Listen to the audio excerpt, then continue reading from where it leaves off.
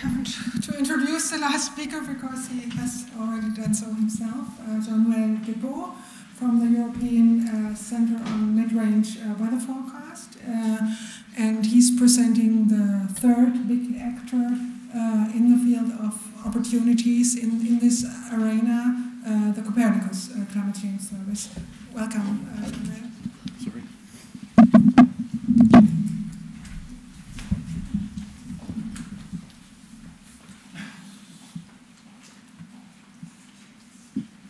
Thank you. Good afternoon, everyone. So I will give you an overview of the Copernicus Climate Change Service and where we are at the moment. It's still very much a work in progress. First, I will tell you a little bit about Copernicus, because although I feel that like I'm going to many meetings and show the same slides at the same time, each time somebody says, "Oh, first time I hear about Copernicus." So in case it's the case for some of you, so Copernicus is an Earth observation program, so with a space component, a Sentinel, an in-situ component, and then services. So 6 services which are displayed here. And ECMWF has been interested by the European Commission to operate 2 services, the Atmosphere Monitoring Service and the Climate Change Service. And I'm in charge of coordinating the Climate Change Service. So I want to go back to the regulation, which stipulates what we are supposed to do. So I will read it for you. So the Climate Change Service shall provide information to increase the knowledge base to support adaptation and mitigation policies. It shall in particular contribute to the provision of essential climate variables, climate analysis, projections, and indicators at scales relevant to adaptation and mitigation strategies for various union, sectoral, and societal benefit areas.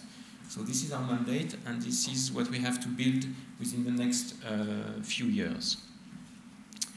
So our vision is summarized here.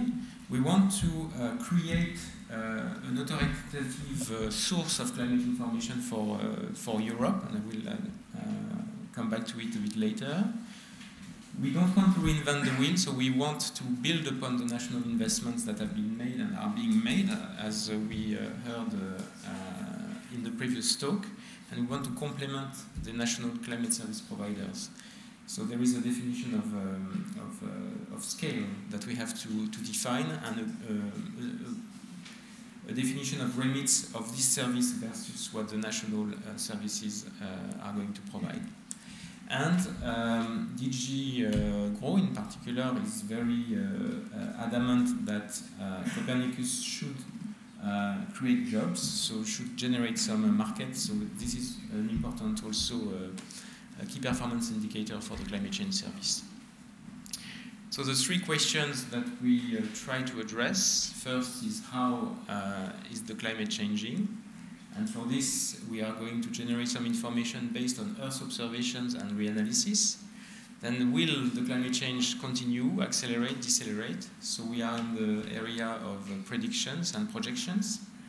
And what are the societal impacts? So this is where climate indicators and some sectoral information comes into play.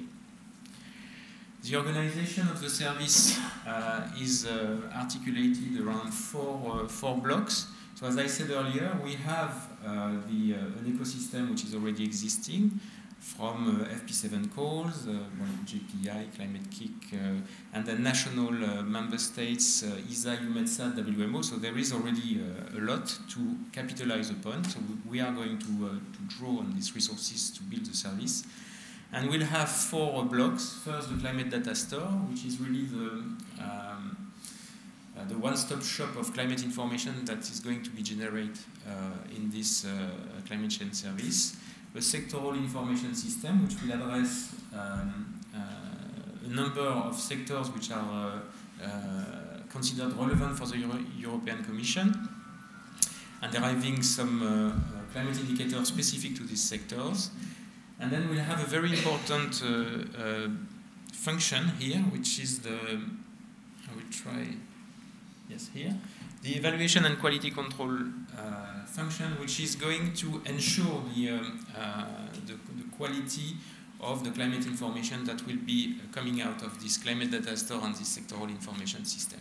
And then we have the outreach and dissemination, which is about marketing and communicating about the and training about the climate change services.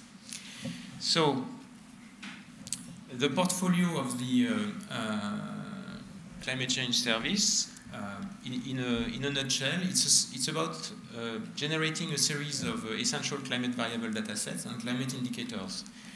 So these essential climate variables can be observed, can be reanalyzed, or can be simulated. So in the future, and they have to be relevant to support the adaptation mitigation policies at European level and wider.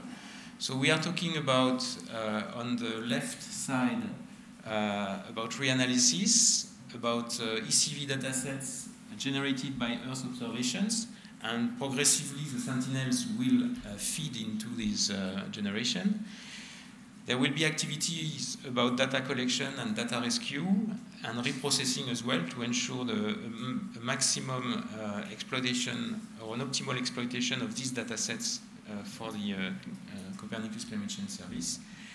And then we also have a number of activities for in the modeling and in the prediction parts. So we have multimodal seasonal forecast predictions, and we also have climate projections. So when I at global and regional level, so climate projections, we are not going to reinvent CEMIP, but it's about facilitating access, supporting a bit of infrastructure, and providing some tools, diagnostic tools in particular, to make these products more useful than to only the scientific community. Sectoral information system. So this is about tailoring climate indicators for our users. So the primary ones are it's quite institutional, and it's a European Commission. So we will provide data also via the EEA Climate Adapt platform. And then we also have the other users, so it can be science users, innovation and business development. And an important element that is worth mentioning is that we are not going to provide only indicators and data sets, but also tools to support public and commercial applications. So the goal being to develop market, which we probably don't know about today, by providing tools and best practices. The goal is that by 2020, we cover around 30 essential climate variable data sets, and we address 8 to 10 sectors which have been earmarked by the Commission. The evaluation and quality control. So this activity will ensure that C3S delivers the state-of-the-art climate information to end users. So it will identify the gaps in the service. This is why I think it's if there is a link between the Copernicus and JPI, or what Patrick talked about earlier, I think this is within this box, and we need to work together to define this box properly. So this evaluation and quality control will in particular bring Copernicus with the research agenda in Europe, so for example Horizon 2020, but also the national research projects.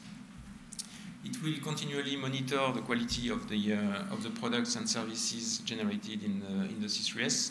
So in a nutshell, it should be a quality assurance body for the Copernicus products. And then the outreach and dissemination is about web content provision and management, public outreach, coordination with national outreach efforts. We want to have a seamless information stream to the users. So at Copernicus Climate Change Service level, we don't want to see political boundaries over Europe, but it has to be also consistent with what the different nations will provide at national level. So that's an important activity. It's about liaison with public authorities, and then events, training, and education. where are we today? We signed a delegation agreement with the European Commission at the end of 2014. So we are somewhere here now, so at the very, very beginning.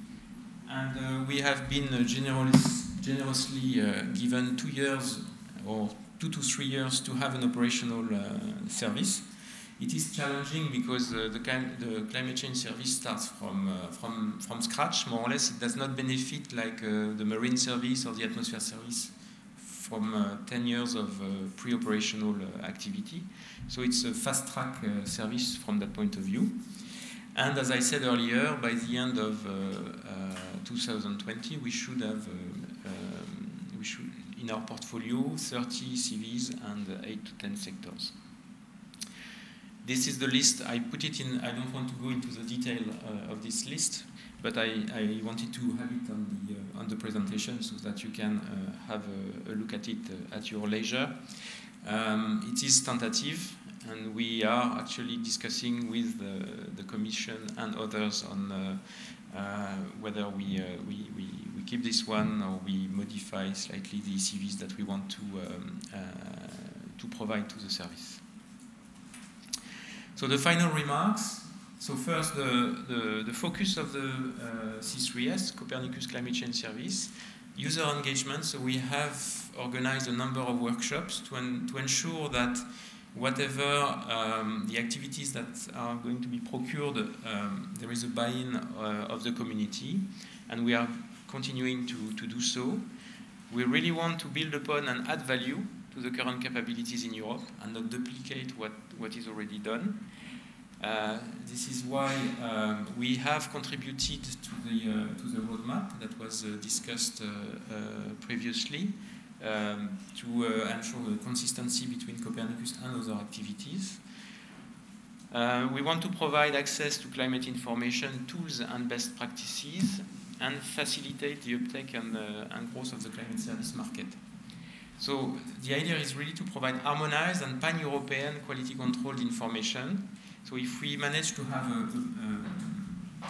a sort of a certifying authority at the end of these few years, I think we will have achieved what we wanted to do.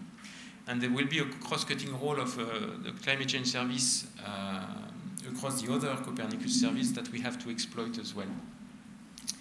And finally, I think that for this discussion today, I see two-way interaction between the Copernicus activities, which are fundamentally operational. We need to remember that. And the European Climate Service Research Agenda. First, you have to consider that C3S is a resource. It will be a resource. There will be a wealth of data sets, indicators, tools, best practices that will be available following the free and open data policy of the Commission. So this will be there and available for everybody, science community and others. I think that C3S should inform the European research agenda, especially with the evaluation and quality control mechanisms that we are putting in place. We should be able to identify the shortcomings, the gaps, to deliver operational services. So there should be this dialogue taking place. And conversely, the design of the service needs to facilitate the uptake by the C3S of the research and innovation projects that we are going to discuss today to ensure that the Copernicus products remain state-of-the-art while being operational. And I think I will stop here. Thank you.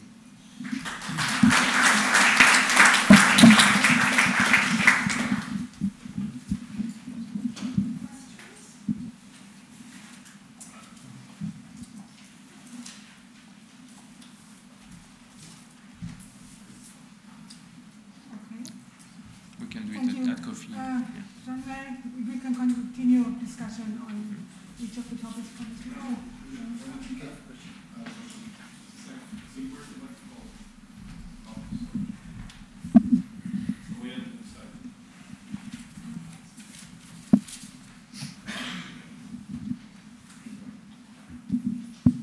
So I'm one of the people that has seen this several times, but it suddenly occurred to me that you made a clear distinction between reanalysis, and then you said other data. So if it's in situ data, weather station data, where does that fit into this?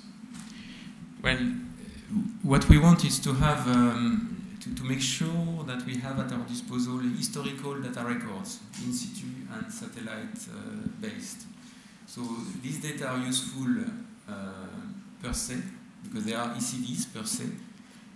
They can feed into reanalysis, and they can be used for verification of any Copernicus product. So we need to have a repository of these data sets, long historical data records, just for as a resource for the service. Will they be available to users? That's the plan, yes. Yeah, yes.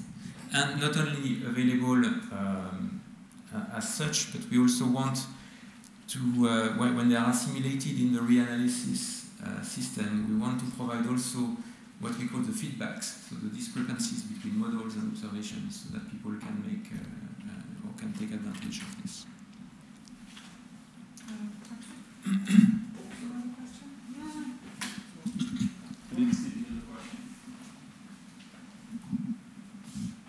About space and time resolution, what is your strategy for downscaling? So the remits of the Copernicus, if I take the example of reanalysis, the global reanalysis, typically we are talking about 40 to 25 kilometers global, and then there will be an activity dedicated to European regional reanalysis. For the projections, we are not going to do runs. So the idea originally is to take CEMIP 5 and then down the line CEMIP 6 and the Eurocortex type of runs. And if, again, this evaluation and quality control identify gaps, and we had a workshop on climate projections where it emerged that some, the matrix is not completely full, so perhaps Copernicus could also support filling this matrix for regional climate runs. I think we have to stop now because we're already 10 minutes over time, and we have to leave this building at 7:30, I was told.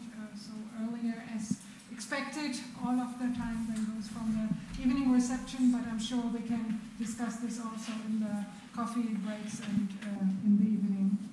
So thank you to the speakers who presented the arena. We come then after the coffee break. We'll start at 2:30 with the discussion on the different roles in the field.